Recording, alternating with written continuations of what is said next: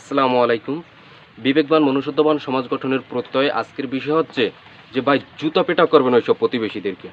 ওইসব প্রতিবেশীদেরকে জুতা পেটা করবেন। ওরা সমাজের কীট, ওরা আবর্জনা এই সমাজের, ওরা সমাজে বৈষম্য ছড়াচ্ছে। তাহলে এখন বলতে পারেন যে সে মানে প্রতিবেশীগুলো কারা? ভাই সেই প্রতিবেশীগুলো হচ্ছে কারা? আমাদের সমাজের কিছু, কিছু এরকম প্রতিবেশী আছে, যেমন দেখাচ্ছে যে এরকম কিছু, কিছু প্রতিবেশী আছে যে এরা এরকমটা বলে যে, "এই ইদ্রিস তোর মাইয়ে বিয়ে দিছস বলে খলিফার পর্দারে? তা খলিফার পর্দারে মাইয়ে বিয়ে দিছস? খলিফার পর আছে কি? খলিফার পর নাও একটা লেহাপড়া, নাও একটা শিক্ষিত, হে পোলা দেশে বইয়া আলাই লেডি করে, কৃষি কাম করে, এই আর অটোমোটো চালায়। ওই পোলার দ্বারা মাইসে মাইয়ে বিয়ে দেয়? তোরা আসলে বোকা রে। নাহলে ওই ওই পোলার দ্বারা মাইয়ে বিয়ে দেয় তো আমি হলে জীবনও দিতাম না। একটা আর লেডি করে নি একটা পোলার দ্বারা আমার মাইয়ে তো আমি জীবনও বিয়ে দিতাম না। এ তোকে মাইয়ে বিয়ে দেওয়া লাগবে, হয়তো তোরা আমারে কইলি হইতে। আমার দ্বারা চাকরি করে নিয়ে পোলা আছে, আমি তো করে আনি আমি মিলাইয়া দিতাম। তো চাকরি করে নিয়ে পোলা আনিয়ে মিলাই দিতাম। এ তোমার দ্বারা ভালো লাগছে আইলেডি করে নিয়ে পোলা। যাই হোক আইলেডি করে নিয়ে পোলা ভালো লাগছে, ওই লই থাও, বুঝবা হেনে পরে। বা এরকম বলে ভাই, এরকম বলনীয় লোক আমাদের সমাজে অনেক আছে ভাই, অনেক। এইসব প্রতিবেশীরা সমাজের জন্য আবর্জনা। এবং এই যে এই কথাগুলো যে কিছু কিছু প্রতিবেশীরা বলে, কিন্তু আমরা অনেকেই জানি না যে আসলে যে এগুলো অপরাধ, এগুলো সমাজের জন্য অপরাধ, এগুলো সমাজের জন্য ভয়ঙ্কর অপরাধ, সমাজের জন্য এগুলো বৈষম্য, আমরা অনেকেই জানি না। কীরকম? যেমন ধরেন ধরেন এরকম কোনো একটা প্রতিবেশী এরকম কথা বলতেছে, ধরেন সেখানে আমার মাই সেখানে দাঁড়াইয়াছে, আমার মাই সেখানে দাঁড়াইয়াছে, তখন ওই কথাটা শুনে এসে আমার মা আমাকেই বলবে যে, বাবা তোমার দেশে বসে তোমার কৃষিকাজ করার প্রয়োজন নাই, অথবা তোমার দেশে বসে তোমার কোনো কাজকর্ম করার কোনো প্রয়োজন নাই, কারণ তুমি যদি দেশে বসে এরকম কাজ করো, মানুষ তোমাকে সম্মান দিবে না, বা তোমাকে নিয়ে ঠাট্টা অবহেলা করবে, বা এমনকি তোমার কাছে সুন্দরী মেয়ে বিয়ে দিতেও মানুষ স্বাচ্ছন্দ্য বোধ করবে না বা রাজি হবে না, কারণ তুমি দেশে বসে কৃষিকাজ করো। তার চাইতে তুমি ঢাকা যাও বা চিটাং যাও বা যে কোনো একটা জায়গায় যাও, যাইয়ে তুমি এর থেকেও পরিশ্রমের কষ্টের কাজ করো, তারপরে দেশে বসে তোমার কৃষিকাজ করার কোনো প্রয়োজন নেই বাবা। এরকম বলতে পারে না ভাই?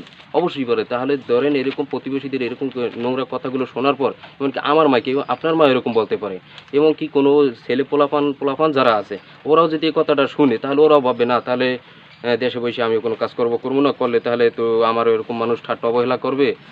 তারপরে যেন আমি দেশে ঢাকা যাই বা অন্য কোনো জায়গায় যাই, আমি পরিশ্রমের, এর থেকেও পরিশ্রমের কাজ করি, তারপরে দেশে বসে আমার কোনো কাজ করা যাইবে না। কারণ তাহলে তো এরকম মানুষে আমার কথাও বলবে যে, একে কি পোলার কাছে বিয়ে দিয়েছে, দেশে বসে কাজ করে, এরকম অবহেলার শিকার তাহলে আমি হইতে পারি।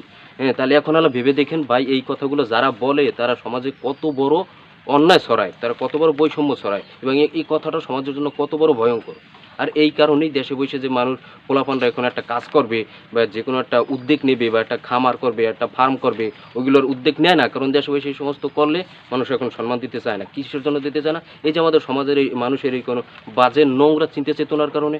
এই যে নোংরা চিন্তা চেতনা যে দেশে বসে ওই পোলা কাজ করে, ওই পোলার কাছে দেশ মাইয়ে বিয়া, এরকম বলে না? এই নোংরা চিন্তা চেতনা, নোংরা ভাবনার কারণে, এই নোংরা সিস্টেমের কারণে দেশে বসে কোনো পোলাপান কাজ করতে চায় না। তাহলে এই কথাটা যেই প্রতিবেশীরা বলে, ওদেরকে জুতো পেটা করবেন।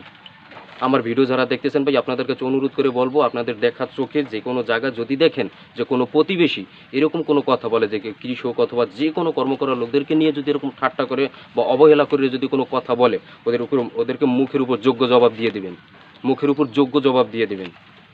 আমি বলতেছি না যে মাথায় গিয়ে বাড়ি দেবেন, মাথায় বাড়ির দরকার নাই, আপনি মুখের উপর জবাব দিয়ে দিবেন যে, এই আপনি এরকম একজন কর্ম করা লোকদের অথবা একজন কৃষককে আপনি এরকম অবহেলা করার বা ঠাট্টা করে কথা বলার অধিকার আপনি কোথা থেকে পেয়েছেন? একজন কৃষক হচ্ছে এদেশের একটা মেরুদণ্ড, কৃষক হচ্ছে এদেশের মেরুদণ্ড, কর্ম করা মেহনতি লোকরা হচ্ছে এদেশের মেরুদণ্ড। তাহলে আপনি কিভাবে একজন কৃষককে এরকম অবহেলা করতে পারেন? এগুলো করবেন না।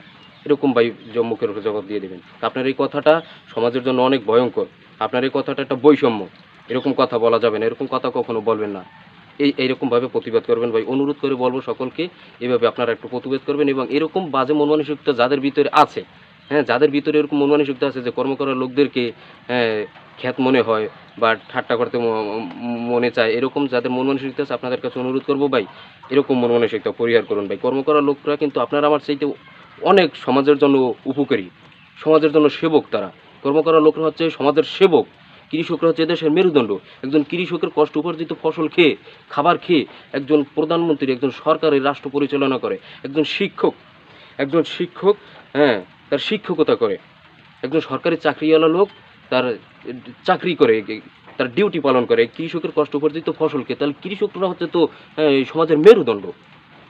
তাহলে কৃষকরা আমরা কীভাবে অবহেলা করতে পারি? একটা ছেলে কৃষিকাজ করলে তার কাছে কেন এই সমাজের একটা সুন্দরী মেয়ে বিয়ে দিতে চাইবে না?